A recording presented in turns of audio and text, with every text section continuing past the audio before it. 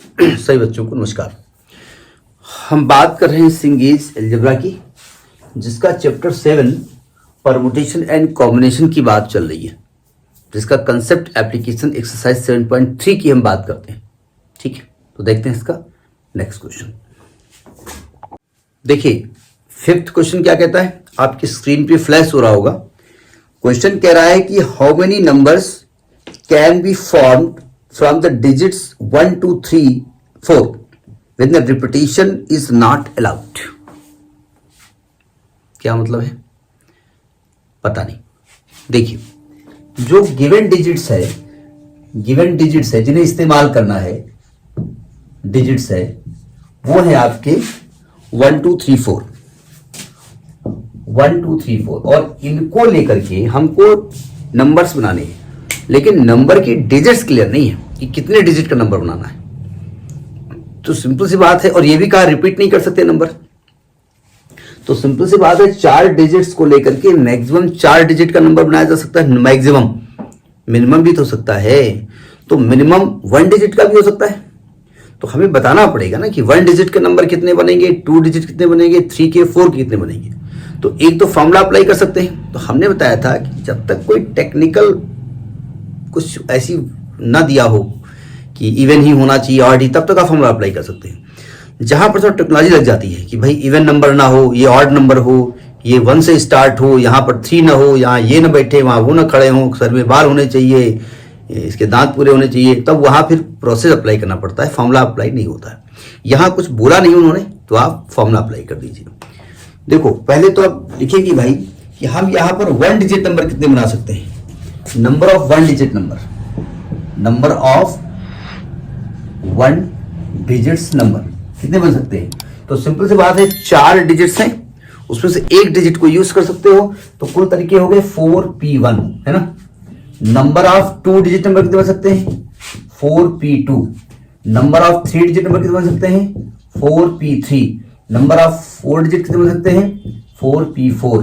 Total numbers कितने होंगे, total numbers कितने बनेंगे, 4p1 4p2 4p3 4p4। अब मैं इनके बीच में साइन कौन सा लगाऊं, मल्टीप्लिकेशन का लगाऊं या एडिशन का लगाऊं। तो ऐसा करते हैं कि एक बार तीनों को ऐड कर देते हैं और बुक से आंसर टैली कर देते हैं, और एक बार तीनों को मल्टीप्लाई कर देते हैं, बुक से आंसर टैली कर देते हैं। जो भी आंसर टैली होगा वही आप अप्लाई कर देंगे। सही कहा ना मैंने? जी नहीं। देखो, हमने बताया था कि जब इसका इससे कोई संबंध ना हो तो मल्टीप्लाई नहीं होगा। ठीक है, प्रिंसिपल ऑफ काउंटिंग हमने बताई थी, उसमें मल्टीप्लिकेशन रूल था, एडिशन रूल था। भाई 1 डिजिट नंबर बनाना था, बन गया, काम खत्म। 2 डिजिट बनाना था, बन गया, काम खत्म। इससे कोई मतलब थोड़ी नहीं कि आपने 1 डिजिट यहां यूज की थी, यहां पर वो नहीं यूज हो रही है। ठीक है, इसलिए यहां पर क्या करेंगे आप, यहां पर आप प्लस का साइन लगाएंगे। समझ मेरी बात है? अब इसको खोल दीजिए। 4p1 यानी 4 को एक बार खोलो, 4p2 4 को 2 बार खोलो, 4p3 4 को 3 बार खोलो, 4p4 4 को 4 बार खोलो, 4 × 3 × 2 × 1। ठीक है, 4p1 को फैक्टोरियल 4/4 - 1 की जरूरत नहीं है, तो आएगा 4 + 4 × 3 = 12, 4 × 3 = 12, 24, 4 × 12 24, 24 24 48 50 60 64 तरीके से आप इन डिजिट्स को बना सकते हैं। 64 तरीके हो गए। आंसर देख लेते हैं। ठीक है, एक मिनट जरा आंसर देख लेते हैं। अच्छा, वो ऐसे लिख दिया इन्होंने। चलिए कैलकुलेशन देख लीजिएगा। अब आप कहें कि भाई अगर हम फार्मूला ना अप्लाई करना चाहें, तरीका बता दूं। देखो, 1 डिजिट का तरीका देखिए, हमको 1 डिजिट का नंबर बनाना है, तो भाई यहां पर एक ही डिजिट है ना, तो यहां या तो आप 1 लिख दो, 2 लिख दो, 3 लिख दो, 4 कोई नंबर लिख दो। इसको भरने के तरीके कितने हो गए, 4, है ना। 2 डिजिट का बनाना है अगर, तो हमारे पास 2 प्लेस हैं, एक 1s प्लेस है, एक 10s प्लेस है। अच्छा, यहां कोई जीरो तो है नहीं, क्योंकि जीरो में खासियत होती है कि जीरो इधर नहीं ले सकते, डिजिट कम हो जाएगी, तो ऐसा कुछ तो है नहीं। तो इसमें एक 4 तरीके से होगा, एक 3 तरीके से। कुल तरीके कितने हो गए, 12। मल्टीप्लाई कर देंगे। अब यहां मल्टीप्लाई करेंगे, क्योंकि ये दोनों एक दूसरे पर डिपेंड कर रहे हैं ना। जब एक भर दिया गया तो वहां नहीं गया। 3 डिजिट का नंबर है, तो एक को 4 तरीके से, एक को 3 तरीके से, एक को 2 तरीके से। 4 3 12 दूनी 24। ये क्या होगा? 4 डिजिट का है, 4 तरीके, 3 तरीके, 2 तरीके, 1 तरीके। 4 3 12 दूनी 24। कुल तरीके कितने होंगे? ऐड कर दो।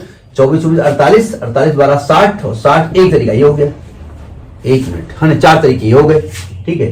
तो 64 64 नंबर हो गए, ठीक है।